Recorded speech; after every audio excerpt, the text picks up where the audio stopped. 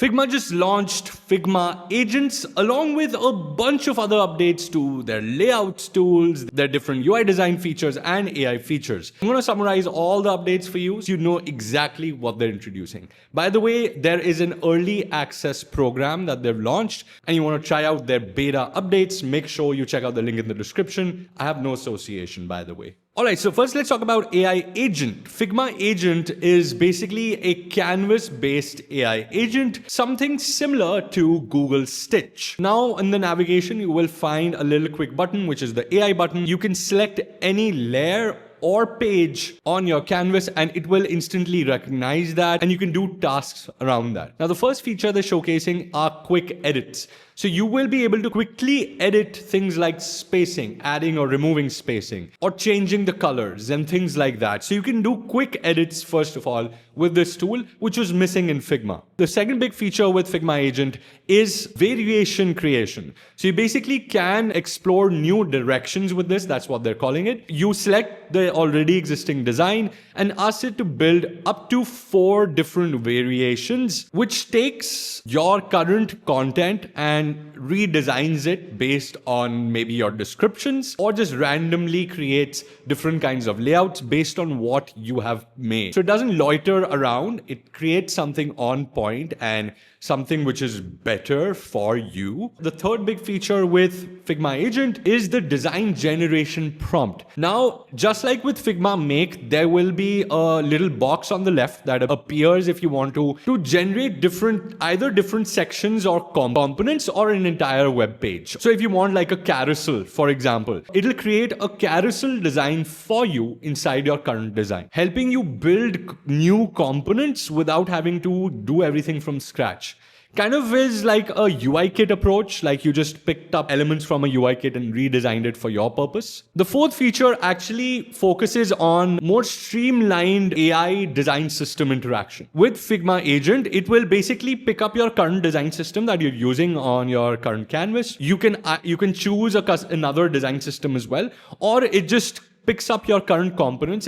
Even if you haven't designed a complete design system, it will pick up your current components and it will generate new designs based on that now. This also introduces the @ symbol to basically mention certain components. So if you want to mention a certain component, you can. So you can say, oh, change this component to this @. So you can basically mention components. If you remember the name, of course, you can mention them and it will basically, based on your mentions, it will do the tasks. It can even change and rename components as you go. So that's another ability that it has. There's also comment sorting. So if you are someone who works in a team where everyone just likes to leave comments, it gets messy. So in that case, you can ask this AI to quickly summarize the components and basically based on those components, you can also further prompt. Based on these comments, make these changes. Let's just say that. You can even ask it questions for your problems and it will suggest changes, design changes based on those. So if you ask it,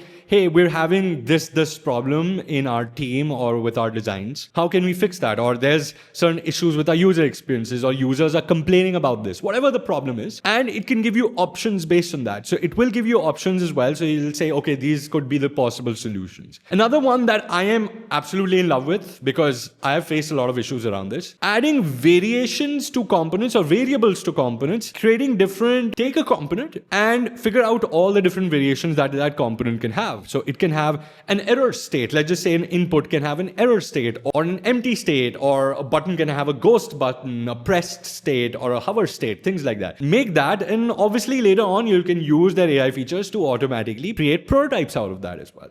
That's pretty cool. Okay, now moving away from AI, let's look at another amazing update. It's an update to the grid system or the grid layout creator that Figma already has. Now you can drag around elements to reorder them in a grid. So if you have a bento grid and you want to switch things around, you can do that. You can even delete and edit them right from that grid. You don't have to go into your properties panel and manually do things.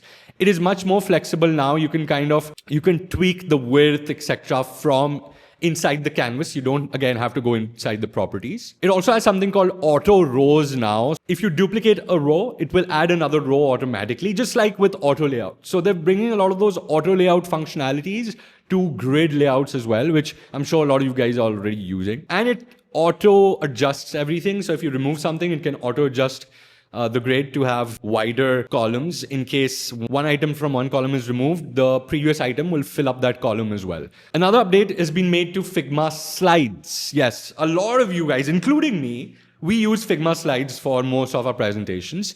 Now you have sections inside Figma Slides, which means now one slide can have multiple sections. So it's kind of like a child inside a parent, where you have one main slide and then you have multiple slides under that. This could really help you organize your presentations to group together different pages or slides together. And this will also help you kind of reorder stuff at the end. If you have like 20 slides, you can reorder them by sort of grouping them together in a way and moving them around. Another major update is custom skills. Now, inside Figma Make, you can add custom skills. You can mention things like Notion and Claude or Lottie. So if you use something like a workflow repeatedly, you can create a predefined instruction for it. And every time you want to do something, you can mention it you can basically use the / to mention a skill. And basically it will use those predefined instructions. And based on that, it will do the tasks. So if you have certain repetitive tasks you do in Figma Make, you can now do it with custom skills. As soon as a public beta for Figma Agent comes out, I will be making a complete tutorial video. So make sure you subscribe for that and hit the like button if you like this update. Or if you like this video, either of those work. I'll see you every week, same time, same place. Until next time, take care. God bless.